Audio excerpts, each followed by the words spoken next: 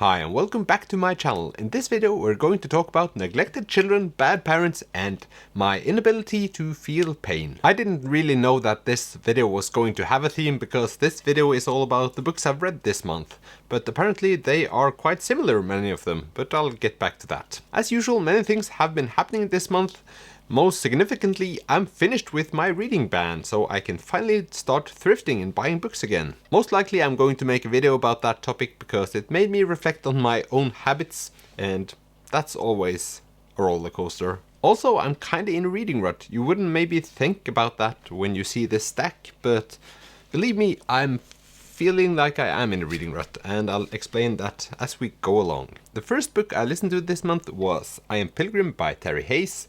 This is a huge best-selling novel about a spy. This spy is retired, but he gets dragged into the spy world yet again by NYPD trying to solve a murder case. You might say that the biggest plot in this novel is averting a terror attack, but there are so many small plots that makes this book enjoyable.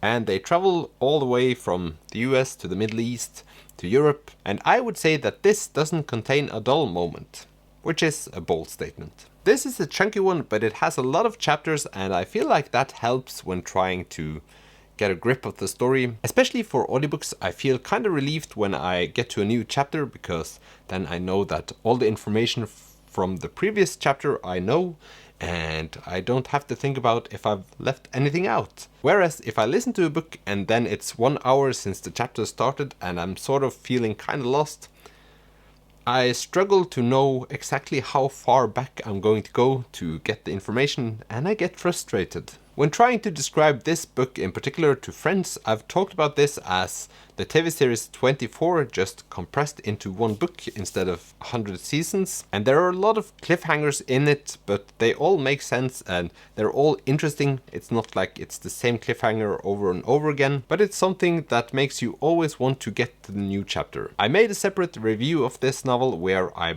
sort of butchered our main character for being too good at everything based on his own statements, and is really good with women without us having seen any evidence, which is just weird. That just means that for me this book was all about the plot, which they always are, but especially for a spy novel it has to have something interesting to say, and I felt like the author has done a lot of research.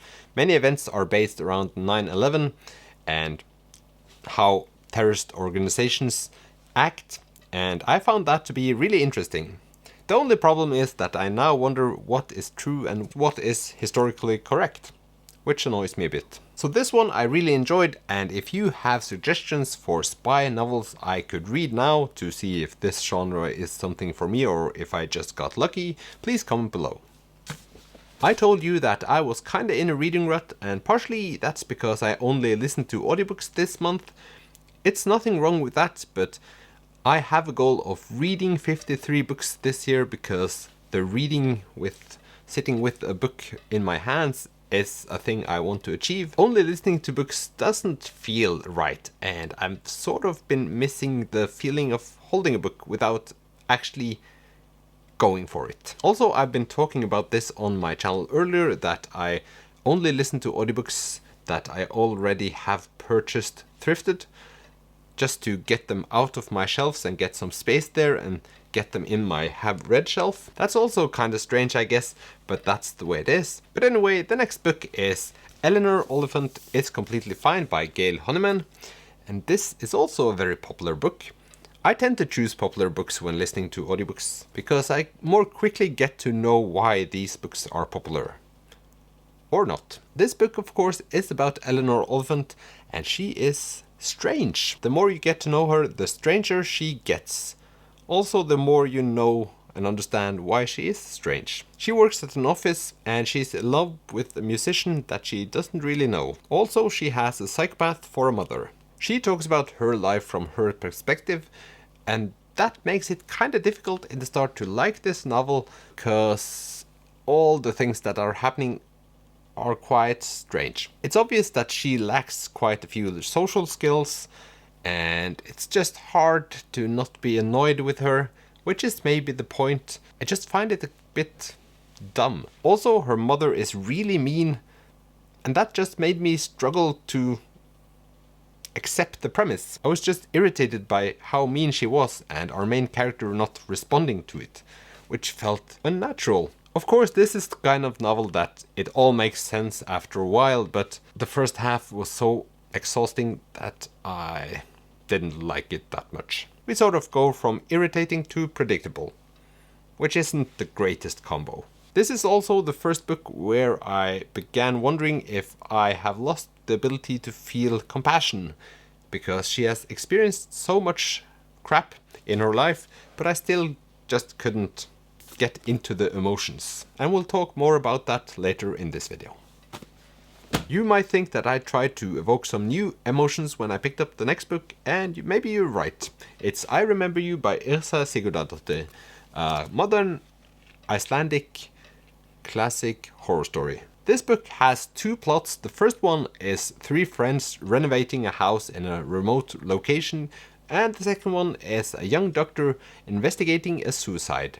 And these two stories meet. I'm not going to talk much about this novel because this novel really isn't for me. It has that Nordic noir vibe, which is very creepy, but I don't think horror books is something I will be doing in the future. I've only tried a couple of horror stories from before, but none of them blew me away. The novel just was boring to me. But I think many people might enjoy a novel like this. I just feel like I'm the wrong person to read these kinds of novels. I try to be open to new books and genres, and in that sense I'm a bit glad that I didn't like it, because now I know that horror probably isn't for me at all. And that's kind of a victory, because now I have narrowed my reading down to all other books than horror books. Now over to the biggest surprise of them all, and that's The Secret Life of Bees by Sue Monk Kidd. This is a story set in the 60s, and it's about a small girl that gets beat up by her dad. She is also haunted by the memories of her past, and she runs away trying to find her mother. In this search, she arrives in a small town, and she gets to live with three black women. And that's basically what the story is about. Before I opened this novel, I thought this was going to be a pure love story based on the title and the cover. Mostly the title, because it sounds so sweet, but it's talking about the civil rights movement, racism, growing up in the 60s, and having a horrible family, which are all complex themes. I felt this book was sort of feel-good, while very not feel-good.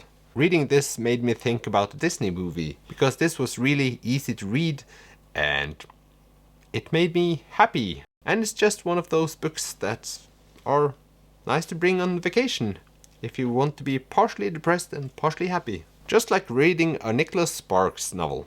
Not that I've read any of his, but I've seen all the movies, which accounts for something. But anyway, I enjoyed reading this novel and I do not regret picking it up. Now I at least know what all the fuss was about. Which is the reason behind a lot of the books I choose to read. I really don't know what made me choose the books I chose this month, but the next one is kinda clearer. And that's Where the Crawdad Sing by Delia Owens. I've picked up this book several times and I've tried listening to it several times, but the start is kind of a lot within just the first pages, but then it eases out. This time I was looking at the booktube videos, and suddenly the trailer for the movie came on, and I thought, if that's happening now, I should read it, so maybe I'll go see the movie. And after reading it, I might. But the fun thing about me choosing this book right now is that it's set in the 60s. One of the big themes of this novel is racism. It's about a young girl living in the marshlands, and she is also abused by her family, and they all leave her.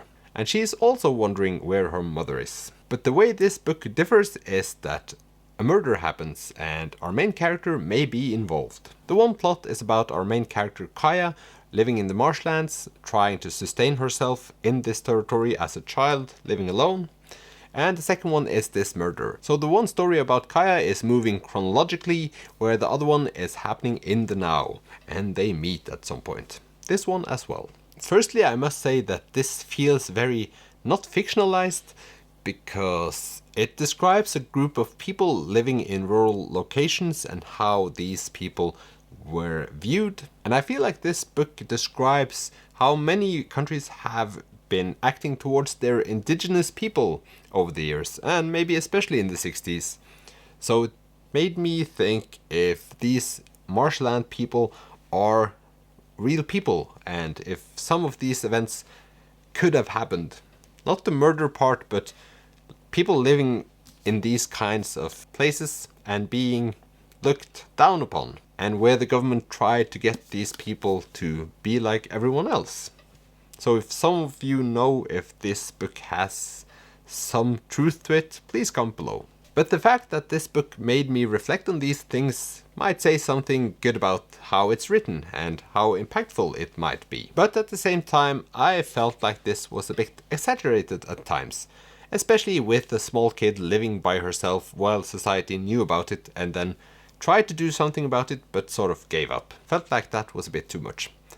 Also, she has a terrible dad that is a complete asshole. At some point it's just described in too direct manner why he does the things he does. I sort of felt like a child being told how the world works, in a way. A big part of the story is that our main character is a bright young child, but she hasn't had a lot of socializing, and thus she knows nothing about being around boys, or making friends, or even thinking that she needs friends. And that's a difficult situation to make sense of, at least for me. I just found it a bit too unbelievable. And then the book lost me a bit. As I talked about in the start of this video, I find it difficult to be emotionally involved with audiobooks. I think, at least to the degree I can be involved when I read them. Maybe it's the voices, maybe it's just listening to them, not reading. I do not know at this point, but at least I think this book would have been more impactful if I actually read it. Since I struggled to pick up physical books this month, I decided to go for my number one coping mechanism, and that's picking up children's novels. And this time Billionaire Boy by David Walliams. This is my third Walliams book, and I feel like they have a purpose. This one is about John. He's a filthy rich kid. He has all the things money can buy. He's only got one problem, and that's he's bullied at school. This is a very posh school where everyone's rich, but John's father has gotten his money through toilet paper, and that's not a cool thing, and that's why he's bullied.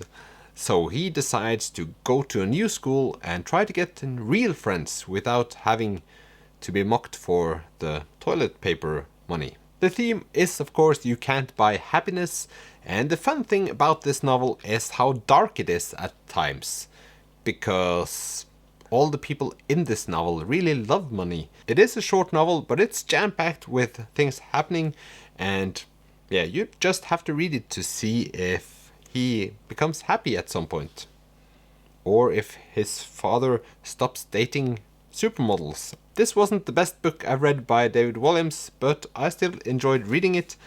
I expect to enjoy every book he's written because they're so easily read and the characters are fun.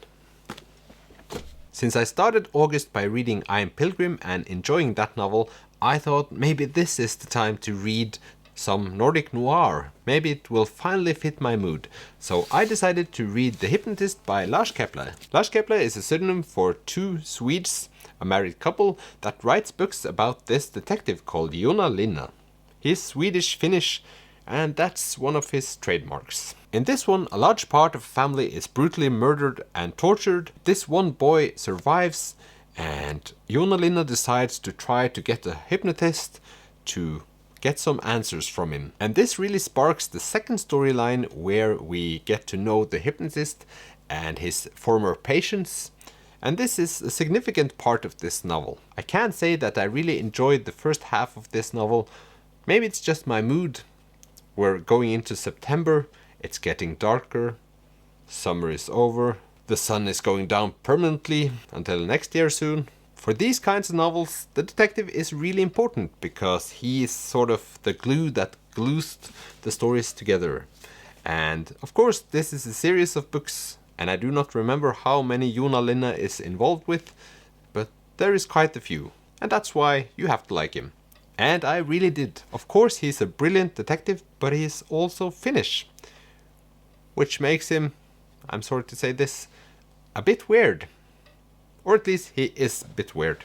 It doesn't have to be because he's Finnish. So summed up, I liked the personality of him, and that helped the story greatly. It was also kinda grotesque, and I was really engaged in what was really going to happen. Maybe this spy detective thing is for me. But at some point they start talking about the hypnotist and his story, and it just was very boring. It seemed like they tried to make a lot of characters in the novel interesting who might have done this or be involved, and there were just so many people and they lost me. They made it too complicated. Not that I couldn't follow the storyline, but the tempo just stopped.